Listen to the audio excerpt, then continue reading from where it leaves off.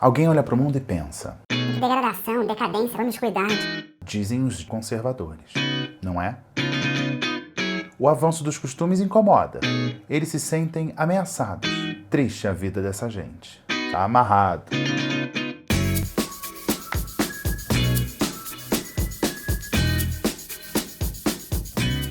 Colono Garrone de volta, tudo bem, gente? Estou de volta aqui ao meu antigo cenário. Gostaram de ver de volta? Tudo bem com vocês? Nossa, eu tô achando que eu tô muito branco aqui, né? Eu sou carioca, mas eu não vou à praia. É um dos meus paradoxos, né? Eu vou pedir pro editor Garrone dar um tapa aqui na cor. Um pouco menos bronzeado. Tá mais ou menos, tá mais ou menos. O que um filtro não faz, né? Pra uma pessoa. Bem, cor definida, vamos ao tema. Gente, eu criei uma pasta no Drive, onde eu escrevo as minhas sugestões de pauta pra mim mesmo. Eu tenho medo de acabar a inspiração, sabe? Eu tinha. Mas nesse Brasil de meu Deus, assunto não falta e volta e meia, como hoje, eu acabo falando de assuntos pessoais. Mas esse, vocês perceberam, é um espaço para falar do mundo, não muito de mim, né? E o público está percebendo isso e o público está crescendo de forma orgânica, aliás, sem funcionamento. Então, aqui eu não consigo ficar descolado dos descalabros que a gente vê todo dia. E essa é a pegada de hoje. Metsu pessoal, metsu analítica. Vamos para a pauta de hoje? De onde eu tirei o vídeo de hoje? Da minha terapia. Lá vem a egotrip. Não é egotrip. Calma, acredita em mim. Eu tava lá na minha ladainha da terapia e meu terapeuta fala assim: você, que é uma pessoa de vanguarda, blá, blá, blá, blá. Aí eu fiquei com isso na cabeça. Uma pessoa de vanguarda. Vanguarda, originalmente, é um termo militar, é aquele grupo que vai ali na frente, na guerra, né? O conceito mais conhecido é aquele relacionado à arte. A arte de vanguarda é aquela que traz novas ideias, novas mentalidades, rompe com um padrão estabelecido. Eu não sou artista, eu também não sou militar. O sentido de vanguarda aqui é no sentido de mentalidade. Os meus amigos, e principalmente as minhas amigas, se aproveitam disso. Quando eles estão com peso na consciência, vêm falar comigo. Aí, principalmente as mulheres, contam o que elas acham que é um problemão. E eu trouxe um exemplo aqui. Uma amiga X, que eu vou chamar de Fifinha. A Fifinha vem e fala que está saindo com um cara casado, que está muito bom, que está se sentindo uma adolescente, mas está culpada. Aí eu entro. Quem é o casado da história? Você ou ele? Você quer casar com ele? E ela diz que não. Então qual o problema? Você está curtindo, ele está curtindo, você não quer nada mais que isso. A mulher dele é o problema para você? Qual o regime do casamento deles? Por que isso seria uma questão sua? Você está mentindo para alguém? Não. Ela não está mentindo para absolutamente ninguém. Ela está sendo honesta. A mulher dele é problema dele. Você é solteira, livre e honesta. E vamos combinar? Essa sua preocupação com a mulher dele não é grande o suficiente para te convencer a não ficar mais com ele, né? Então você vai continuar saindo com ele, que continue saindo sem culpa, portanto. Desde quando você é embaixadora da boa vontade do casamento perfeito? Eu falei isso para ela. Então pronto. E nesse caso, pelo que ela me disse, o cara tá feliz com a esposa dele, só que não faz mais sexo com ela, porque a esposa nem manifesta vontade de fazer sexo. Ele tá feliz com a esposa, mãe dos filhos dele, e a verve sexual dele tá com essa minha amiga, a Fifinha. E aí, eu puxo um pouco de história. E essa história de casamento que une amor, sexo e prazer numa única equação é uma coisa muito nova, tem menos de 100 anos na história do Ocidente. A ideia de que você vai se apaixonar por alguém, casar e fazer sexo só com aquela pessoa pro resto da vida, eu não vou dizer que é uma fraude, mas eu vou dizer com toda a segurança que é uma invenção do século XX. É difícil ouvir isso, para muita gente é, mas essa é uma realidade, uma construção histórica, não é uma opinião. Se o casamento como a gente entende hoje é uma construção histórica, não é algo fechado, pelo contrário, é um conceito eternamente em mutação, por que essa minha amiga acha que ela está atentando contra a instituição do casamento? Não faz sentido. O que é casamento? Por que a Fifinha tem que se responsabilizar pelo casamento alheio? A minha amiga queria exatamente isso, se livrar da culpa, porque deixar de sair com o cara, ela não vai mesmo. E pelo que ela me relata, ela tem o melhor dele, sabe? Sem as brigas, sem a rotina. No íntimo, eles se chamam de namorados até. Pronto. Uma relação aparentemente perfeita, sem planos, sem futuro, só presente, sem boleto, sem sogra, sem cunhado. E ela disse pra mim, é a melhor relação que ela já teve. Porque ela ainda tem tempo pra cuidar da vida dela, da carreira. Vai ter gente que vai ouvir essa história e vai achar que a Fifinha é mau caráter. que está destruindo o casamento alheio. Olha, não tá. O casamento do cara, segundo ele, até melhorou, porque ele parou de ficar insistindo para transar com a própria mulher. Pararam as brigas, melhorou o casamento. O que isso tem a ver com aquilo que eu falei de vanguarda? Bem, eu vou usar vanguarda aqui como oposto do que alguns chamam de conservador. E aí tem que deixar bem claro o que eu estou falando conservador.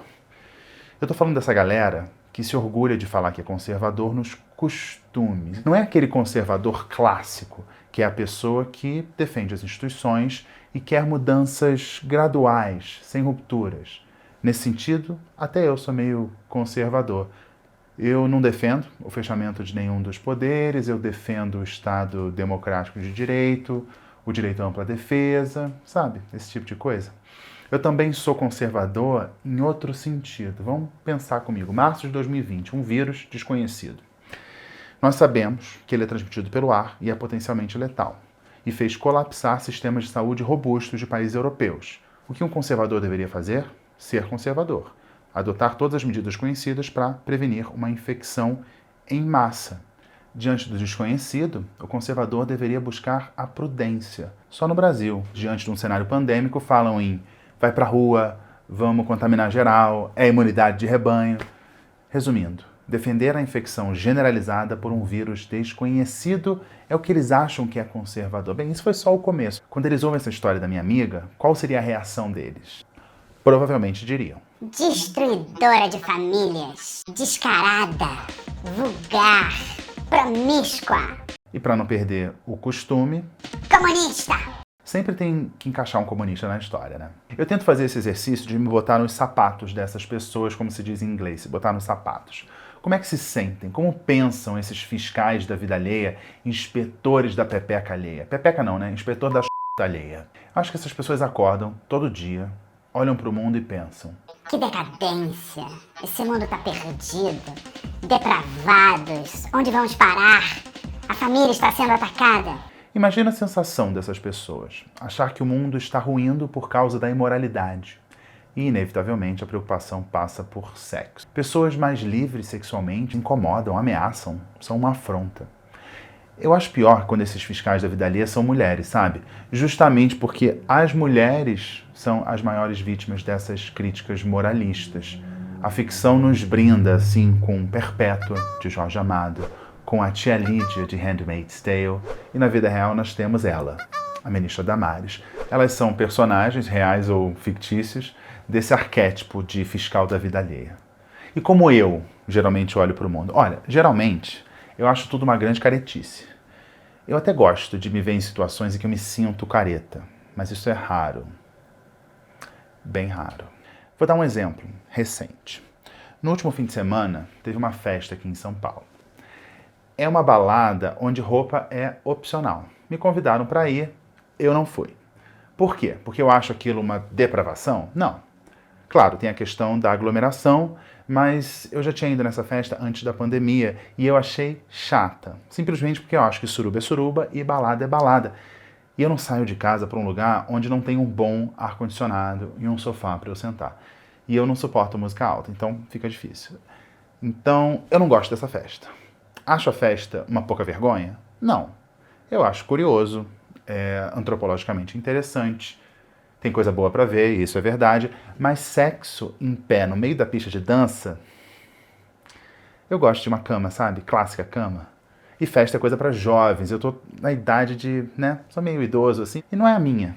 Mas eu defendo, claro, o direito dessas pessoas fazerem essa festa, misto de suruba com balada. E mais, eu acho uma maravilha essa galerinha mais jovem poder expressar do jeito que quer as fantasias, realizar essas fantasias, claro, tudo consensual e para maiores de idade. Agora, eu fico imaginando esses conservadores vendo o que rola nessa festa. E eu acho que eles vão falar... deixa eu adivinhar. Sodoma e Gomorra. Isso em público. Eu acho que, sinceramente, no privado, falariam alguma coisa tipo... Credo, que delícia.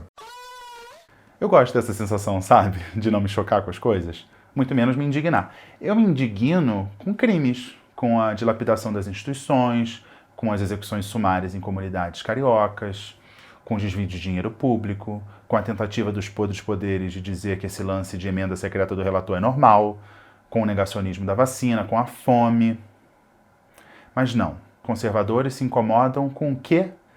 Com o sexo, mesmo quando não tem sexo na história. Gente, é um absurdo. Eu tô aqui no McDonald's. Olha isso aqui, ó. Todos os banheiros, ó. Todos os banheiros. Tem que fechar essa imundícia desse comunista. É um absurdo isso. É o comunismo na nossa cidade de Bauru. Cabines individuais. No mundo paralelo bolsonarista só há uma explicação: o comunismo. Engraçado que eu fui a 2 lugares recentemente aqui em São Paulo que tinham esse tipo de banheiro. Um deles foi a Casa Cor e o outro foi um hotel Hilton, né? 2 antros comunistas, né? E não vi protesto. Agora, imagina a cabeça dessa cidadã. No Brasil que a gente vive, o que choca essa pessoa é o banheiro, com cabines individuais. Eu sinceramente acho que eu tô do lado certo da história, porque, desculpa, tem lado errado nessa história e não é o meu. E aí eu vou dar alguns exemplos históricos em que esses conservadores vieram a público se manifestar para defender a tradição, contra a degradação moral, a depravação, a decadência, o ataque à família ou qualquer coisa do tipo. Olhando com distanciamento histórico, são exemplos até risíveis, patéticos. Um exemplo que eu tiro do livro do amor da psicanalista Regina Navarro Lins, vamos lá, Viagem no Tempo. Na década de 1920, com a popularização do telefone nos Estados Unidos, surgiu a possibilidade do encontro marcado entre mancebos e moçoilas. Um escândalo, afinal, senhoritas de família poderiam ouvir palavras lascivas ao pé do ouvido em suas alcovas. A interlocução íntima dava-se sem a mediação dos pais. Jovens libertinos poderiam marcar encontros sozinhos, um pecado, um atentado contra a família. Depravação maior eram os automóveis. A mocidade concupiscente pôde entregar-se ao prazer da carne, alheias aos olhos dos tutores. Pois é, amigos, conservadores de outrora já foram contra o telefone e o carro. Outro exemplo, a pílula.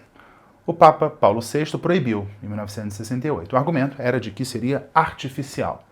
No ano anterior, ela já tinha sido capa da revista Time, e a matéria da revista mostrava que o estado de Massachusetts, bastante católico, lá a pílula já era o método de controle de natalidade mais usado. Depois de Woodstock Baby, 1969, não tinha mais jeito. E os ditos conservadores viam ali uma ameaça à família. Quem hoje acha que a pílula não deve ser usada? Até o atual Papa já declarou naquele contexto da epidemia de Zika que o uso de contraceptivos não é um mal absoluto. Isso foi em 2016. A pílula é uma realidade, não tem o que fazer.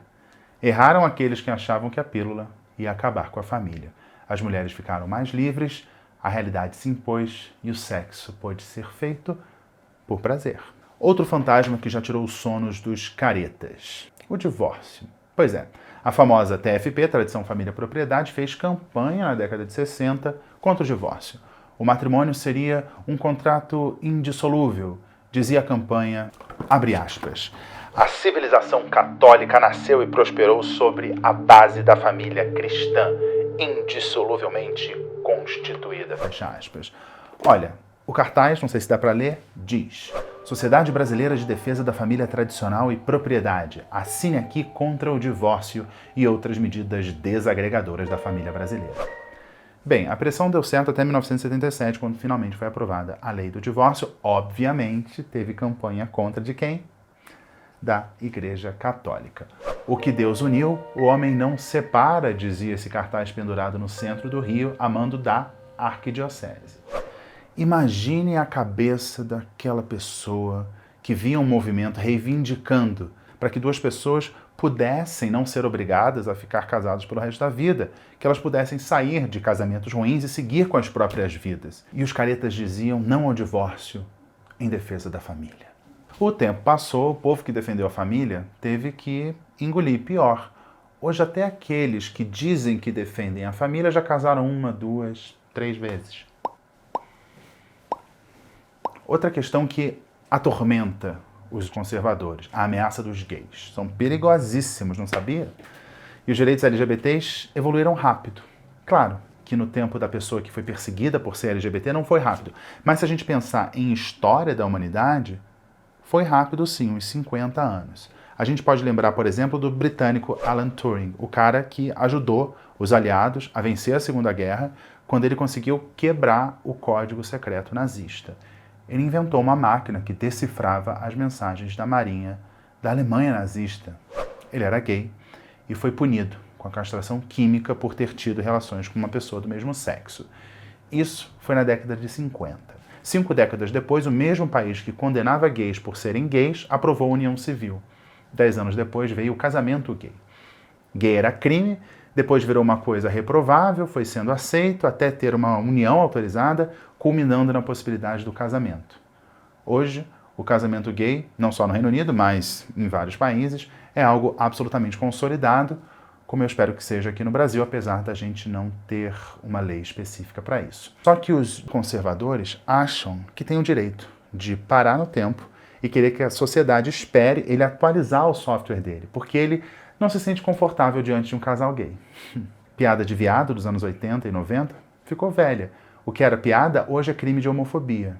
É difícil de entender, mas se tem gente ainda que acha normal ser racista, imagina homofóbico. Em relação a esse mesmo assunto, outro exemplo que eu acho bastante ilustrativo mostra como o debate do casamento gay evoluiu.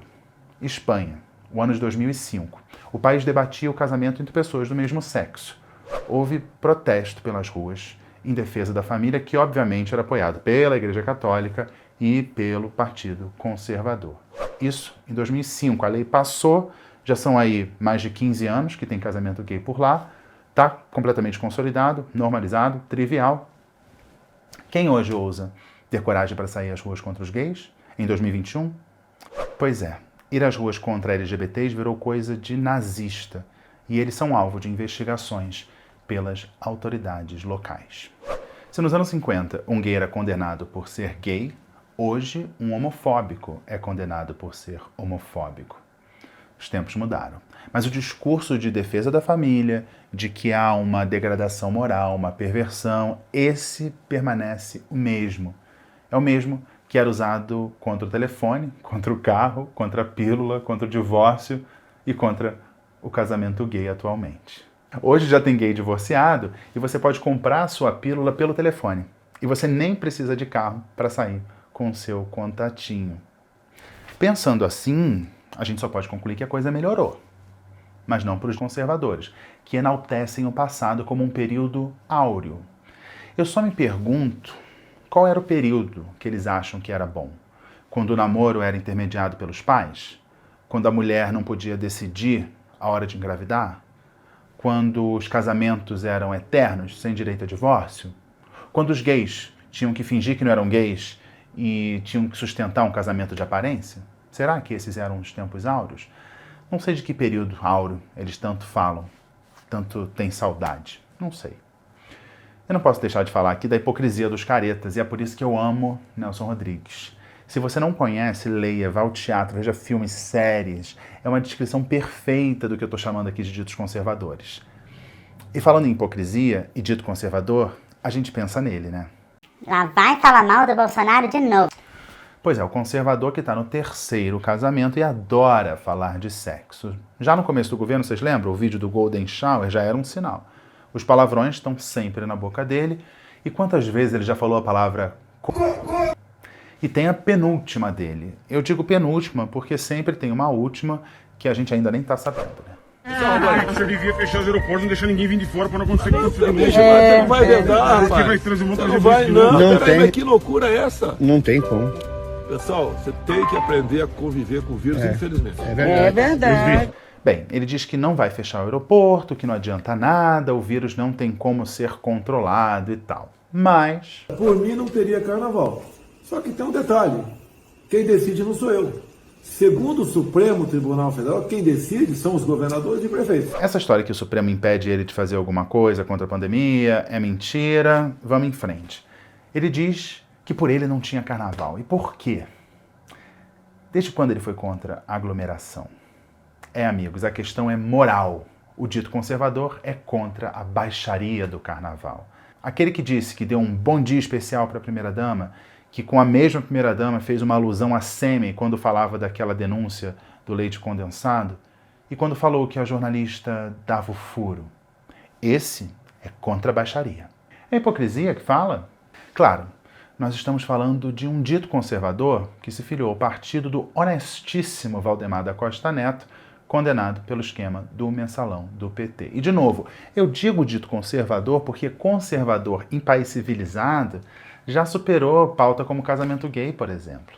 Conservador pela preservação das instituições e conservador quando o assunto é saúde pública da população, não é desse que eu estou falando, não. Agora, achar que o mundo está numa ladeira abaixo moral, em degradação, numa situação de indecência, de que o problema é o balançar da bunda da Anitta ou os banheiros individuais para todos os gêneros, isso é muito triste, né? Deve ser uma angústia. Eu prefiro ver o mundo diferente, na vanguarda, como o meu terapeuta apontou. Olhar para tudo que está acontecendo e pensar, que gente careta, né? De que lado você tá? Como é que você vê o mundo? Tá depravado ou tá careta?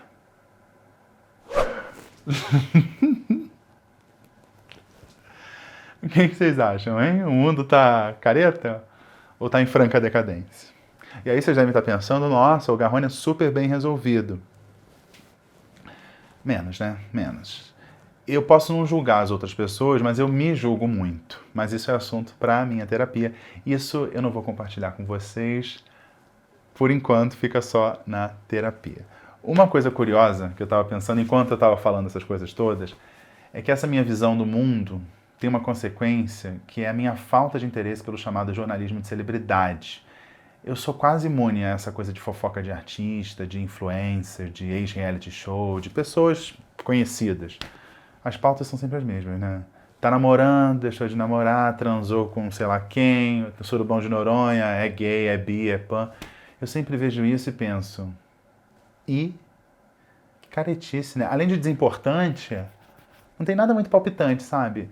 E não querendo me gabar, mas muitas vezes eu olho para notícia, para manchete de pessoas que eu não conheço e penso, nossa, eu já presenciei e já vivi até coisas mais cabeludas, Mas no fim das contas, esse jornalismo de celebridade tem sempre essa abordagem moralista. E eu não gosto de debater pessoas, eu gosto de debater ideias.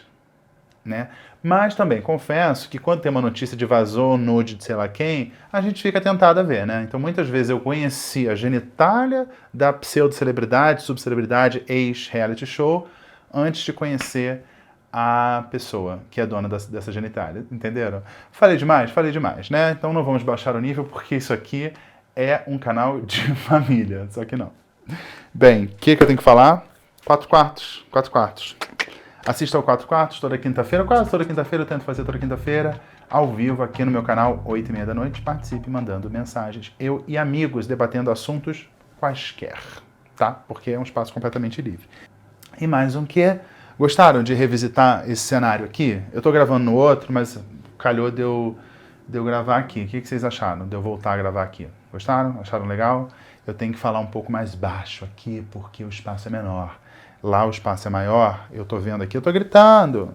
Não posso falar, tenho que falar mais baixo. Mas eu vou me empolgando, vou falando mais alto. Mas enfim, semana que vem provavelmente eu estarei no outro endereço, porque eu vou ter que viajar, não sei se vai dar pra gravar. Vou tentar gravar vídeo, porque vai rolar uma viagem aí, não sei se vai dar tempo, tá? Então a seguir, Coluninha do Francisco, tá? E nessa coluninha, eu não sei com vocês, gente, quem tem pet. O pet tem o nome, né?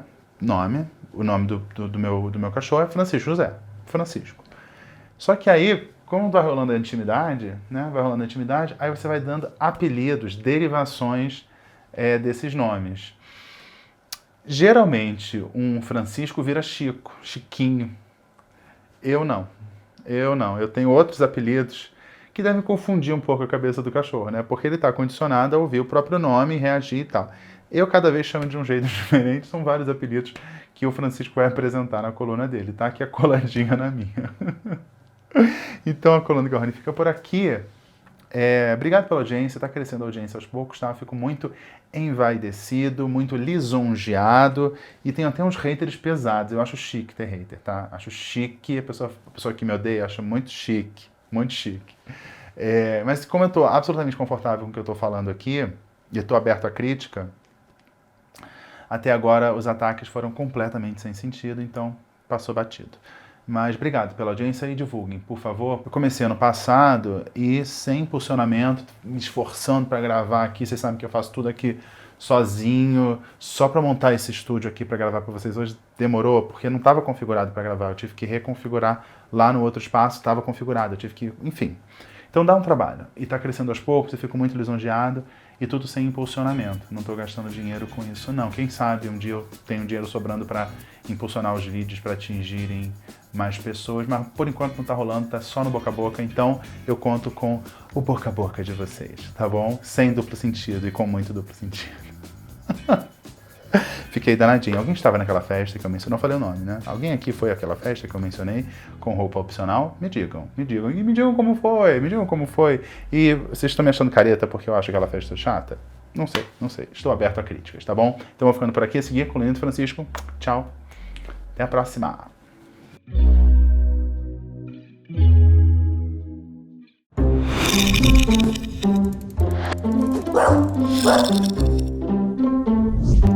E Francisco, como é que tá aqui? Vem me visitar? Ele tá muito carinhoso ultimamente. Não tô entendendo, acho que tá na hora dele comer. Mas então, o nome é Francisco José, mas eu chamo ele de tudo quanto é coisa. Eu chamo ele de Francisquinho, de Franciscão, mas estamos também de Francis Clayson, Francinilson, né? E ele não entende, mas Francisco ele entende, mas eu não tô aqui pra fazer a vida dele uma coisa fácil, eu tô aqui pra confundir, né, Francis Clayson? Né? Então pode ser Francis Wallace, Francis Troubles. Ele não sei se ele tá entendendo o que eu tô falando, mas é o que vem ao coração. Né, Franciscão? Então, atualmente, eu tô mais chamando de Francis Clayson. Mas eu acho que eu confundo ele um pouco. Mas eu acho que ele não fica puto, não. Né, Francisco? Foi embora. Então essa foi a colonia do Francisco.